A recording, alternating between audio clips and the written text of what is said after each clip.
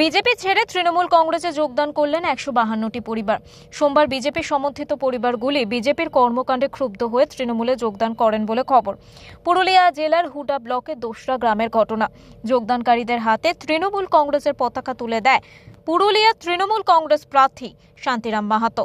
লালপুর তৃণমূল কংগ্রেসের কার্যালয়ে যোগদান কর্মসূচি সম্পন্ন হয়।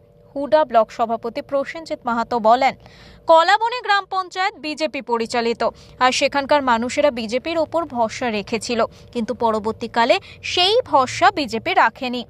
কারো বিরুদ্ধে নয়, কারো দলের বিরুদ্ধে নয়, আমরা মমতা ব্যানার্জি আদর্শ নিয়ে চলি।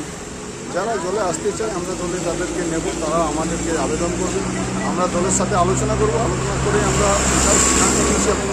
এটা আমরা আজকে যোগদান করালাম। কতজন যোগদান করলো আজ? প্রায় নয়, ১৫২ জন প্লাস। উল্লেখ্য, এই অনুষ্ঠানে উপস্থিত সহ সভাপতি সুজয় বন্দ্যোপাধ্যায় বলেন, এই মানুষগুলো আগেই বুঝতে পেরেছে যে বিজেপি দলটি একটি ধাপ্পাবাজের দল।